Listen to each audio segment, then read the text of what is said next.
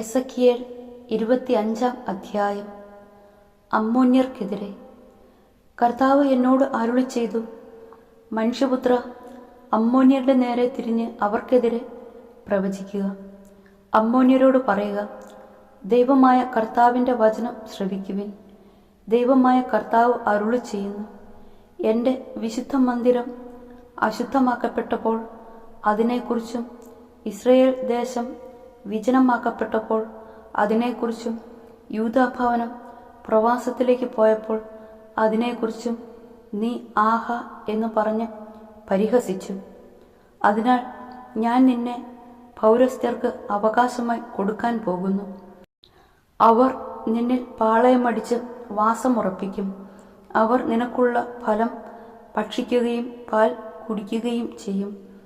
ഞാൻ റബ്ബായെ ഒട്ടകങ്ങൾക്ക് മേച്ചിൽ സ്ഥലവും അമ്മോന്യരുടെ നഗരങ്ങളെ ആട്ടിൻപറ്റങ്ങൾക്ക് താവളവുമാക്കും. ഞാനാണ് കർത്താവെന്ന് അപ്പോൾ നീ അറിയും. ദൈവമായ കർത്താവ് അരുളി ചെയ്യുന്നു, ഇസ്രായേൽ ദേശത്തിനെതിരെ നിന്റെ ഹൃദയത്തിലുള്ള ദുഷ്ടത മൂലം കൈകൊട്ടി തുള്ളിച്ചാടി ആഹ്ലാദിച്ചതിനാൽ ഞാൻ നിനക്കെതിരെ എൻ്റെ കരമുയർത്തുകയും നിന്നെ ജനതകൾക്ക് കവർച്ച ചെയ്യാൻ വിട്ടുകൊടുക്കുകയും ചെയ്യും. ജനതകളിൽ നിന്ന് നിന്നെ ഞാൻ വിച്ഛേദിക്കും. രാജ്യങ്ങളുടെ ഇടയിൽ നിന്ന് നിന്നെ ഞാൻ ഉന്മൂലനം ചെയ്യും. ഞാൻ നിന്നെ നശിപ്പിക്കും. ഞാനാണ് കർത്താവ് എന്ന് അപ്പോൾ നീ അറിയും. മോവാബിനെതിരെ. ദൈവമായ കർത്താവ് അരുളി ചെയ്യുന്നു, യൂദാഭവനം മറ്റ് ജനതകളെപ്പോലെയാണെന്ന് മോവാബ് പറഞ്ഞതുകൊണ്ട് മോവാബിൻ്റെ പാർശ്വങ്ങളായ അതിർത്തി നഗരങ്ങൾ ഞാൻ വെട്ടിത്തുറക്കും. രാജ്യത്തിൻ്റെ മഹത്വമായ ബെത് യെഷിമോത്ത്, ബാൽമയോൺ, കിരിയാത്തായിം എന്നീ നഗരങ്ങൾ, അതിനെയും ഞാൻ അമ്മോന്യരോടൊപ്പം പൗരസ്ത്യർക്ക് അവകാശമായി കൊടുക്കും. അത് ഒരിക്കലും സ്മരിക്കപ്പെടുകയില്ല.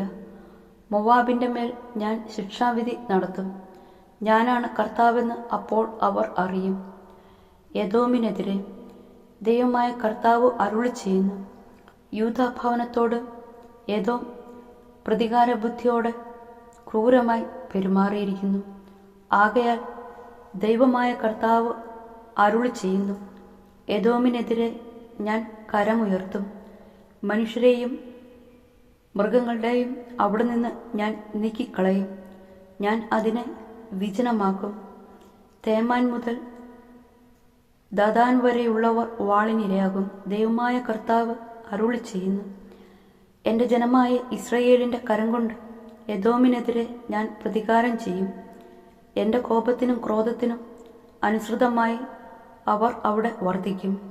അങ്ങനെ അവർ എൻ്റെ പ്രതികാരം അറിയും. ഫിലിസ്ത്യർക്കെതിരെ.